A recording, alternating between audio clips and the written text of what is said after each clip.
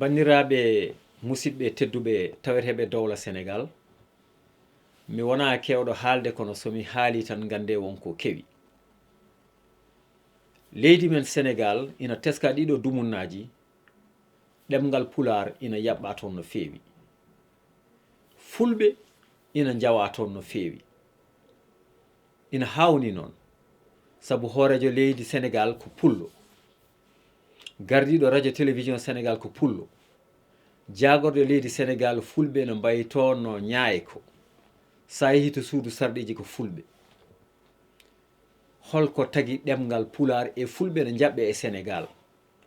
So wiyama yo pular haale e air Sénégal ko caɗele, so wiyama yo pular haale e terre ko caɗele, sa haali pular mbiyeɗa ka raciste. Ɗum nde no hawni. Yo joni fuɓe kaal wolof mbiyata ko raciste uji, yomin kaal pular min mbiya komin raciste uji. Bandiraɓe, ndeɗo fenade yo gas. Kaldanmi ko onon laamiɓe leydi ndi. Constitution Sénégal article 1er wi ko langue officielle du Sénégal ko faraysere. Langue nationale ko pular, wolof, serer kanje fof ɗe limta. Hande pinon nangue hoore kelle o mbiyon oɗon ñifa pular, oɗon pawa dow mum wolof.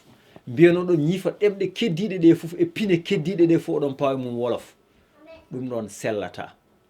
Son mbiyama ni mbiyon cohésion sociale, koddigu e deeƴal noon addata ɗum ko goonga waɗede, addata ɗum ko kuule leydi hutorede. Constitution Sénégal ko wi ko waɗe respecté.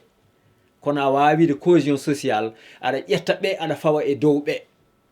Minen min ñaagaki yomin jingane, min mbiyani yon ballu fulɓe, min mbi ko yon pondu leƴƴi ɗi, ko ɗum addata jam e nder Sénégal.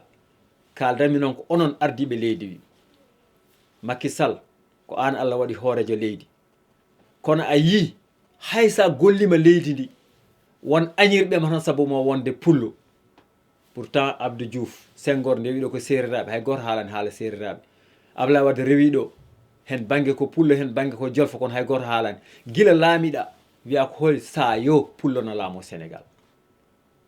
ɗum noon holliri ha joni fulɓe ne mbaɗa stigmatisé e nder Sénégal. ɗum fotani, hanani. ɗum noon minen min jaɓani nden yaware. Kala noon ɗo yawa e galle ko ɗon ƴaɓorte, emin mbiya on, onon ardiɓe leydi ndi, onon fulɓe wonɓe e nder jagorde joguiɓe nangue, oɗon ƴeewa, oɗon puttini guiri. Pular na ware, pulagu na ooye e nder leydi Sénégal, on mbiyani haydara. ɗum ko hunde hersinide. Mbason yejjide noon fulɓe meeɗa yawede, mbason yejjide Fuuta meeɗa yawede, sabu nde colonisation naati Sénégal, Fuutankoɓe kaɓa ha dernier minute, les derniers résistants ko Fuuta. Fuutankoɓe kaɓe tubakoɓe, kaɓe safalɓe. ɗum noon hande o jooɗade en, oɗon ƴeewa fulɓe no jawe, oɗon ƴeewa radio télévision Sénégal subaka ha hiira, taw ko wolof haalete, taw ko pinal jolfuɓe waɗete hen, pine keddiɗe no ooya, ɓiɓɓe men no tafe, no ñenge, no mbatte goɗɗum on kaalani. ɗum no hersini, no hulɓini. ɗum noon ngoɗo erago fayi ko hoorejo leydi, sabu bone fuɗɗi koto maɗa. Sabu sa tawi aɗa waɗa discours à la nation, sa ari kalata ko faraysere, sa gasni pa hen wolof tagga kayitaji ma jaaha, pourtant aɗa nani pular. Coronavirus ari ɗo ko caɗele leñol, kalata koye wolof, kala e farais jaaha. Fulɓe ɓe kam jiiɗa andude hol caɗele gonɗe hen, hol boneji gonɗi hen, holno poti faggitorade ha ndento.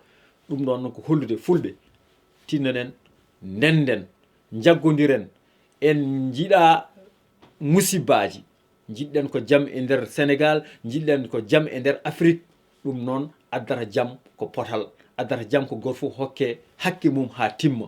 ɗum noon mbatte hakkillaji bandiraɓe, onon laamiɓe ha tengte fulɓe wonɗe e nder laamu, gartire hakkillaji mon ɗi, ponde leƴƴi ɗi, ponde ɗemɗe ɗe, goto fof hokke hakke mum, jaam dañe. So wona ɗum, kala ko jibina janggo ko gacce mon, kala ko jibina janggo ko onon goni responsable uji.